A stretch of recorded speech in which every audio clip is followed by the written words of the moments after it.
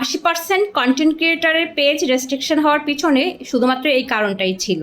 কারণ যাদের পেজগুলো রেস্ট্রিক্টেড হয়েছে এর মধ্যে অনেকের ভিডিও আমি দেখি, তবে আমি যে কারণটা বুঝতে পারলাম, এই কারণটা আমার মনে হয় আমরা অনেকে এখন পর্যন্ত ভুলগুলো করছি।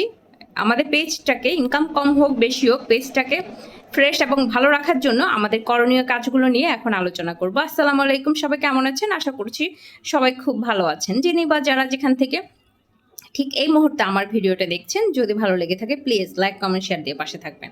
আর যদি ভালো লেগে না থাকে নিজের মতো স্ক্রিপ্ট করে চলে যাবেন। আমাদের পেজগুলো রেস্ট্রিকশন হওয়ার পিছনে যে কারণগুলো, মানে নতুন চেয়ে বড় বড় পেজগুলো বেশি রেস্ট্রিক্টেড হচ্ছে, এর মূলত যে কারণটা হচ্ছে আমরা একই মোবাইল দিয়ে অথবা একই আইডি দিয়ে বেশ কয়েকটা পেজ চালাচ্ছি। একই মোবাইল দিয়ে পেজ চালানো এটা কোনো অসুবিধা না, একই আইডি দিয়ে পেজ চালানো এটাও কোনো অসুবিধা না।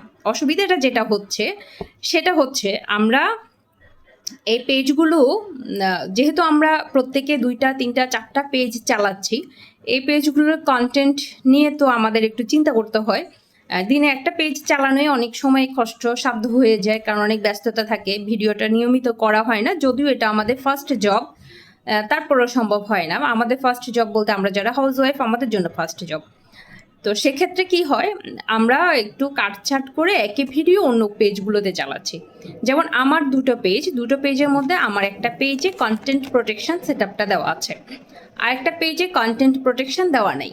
তো যে পেজে কন্টেন্ট প্রোটেকশন দেওয়া নাই এই পেজে আমি মনের মাধুরী মিশিয়ে যে কোনো ভিডিও দিতে পারছি। অন্য কারো ভয়েস ভালো লাগলো, এটা ডাউনলোড করে একটু চেঞ্জ করে দিয়ে দিচ্ছি, কপিরাইট আসছে না। কোনো একটা ওয়াজ ভালো লাগলো দিয়ে দিচ্ছি। ঠিক একইভাবে ওই পেজে যেখানে কন্টেন্ট প্রোটেকশন আছে এটার কিছু অংশ যখন আমি দিয়ে দিচ্ছি আমার পেজে, তখন কি হচ্ছে, যে পেজে কন্টেন্ট প্রোটেকশন সেটআপটা আছে ওই পেজ থেকে অটোমেটিক একটা নোটিফিকেশন আসতেছে যে আমি অন্য কারো কন্টেন্ট ব্যবহার করছি, হোক সেটা আমার পেজ, আমার নিচের ভিডিও, কিন্তু আমি একই ভিডিও দুটো পেজে দিচ্ছি। তখন ফেসবুক আমার এই কন্টেন্টটাতে ইস্যু দিয়ে দিচ্ছে। তখন দেখা যাচ্ছে আমি যখন যেখানে কন্টেন্ট প্রোটেকশন আছে ওখানের নোটিফিকেশন ধরে বারবার যদি আমি ভিডিওগুলো ডিলিট করি, দেখা যাচ্ছে যে একবার 2বার 3বার 1 মাসের মধ্যে 4-5বার ডিলিট করছি, অটোমেটিক আমার পেজটাতে তখন একটু ডাউন হয়ে যাবে। সে কারণে নিজের ভিডিও থেকেও কিন্তু রেস্ট্রিকশন এসে আমাদের পেজের মনিটাইজেশন চলে যেতে পারে, রিকমেন্ডেশন চলে যেতে পারে। আমাদের নিজেদেরকে সতর্ক হতে হবে। হোক না নিজের ভিডিও, তারপরও একাধিক পেজে একই ভিডিও ব্যবহার করবেন না। বারবার প্রয়োজনে আপনি যেহেতু প্রত্যেকটা পেজে সিমিলার কন্টেন্ট দিচ্ছেন,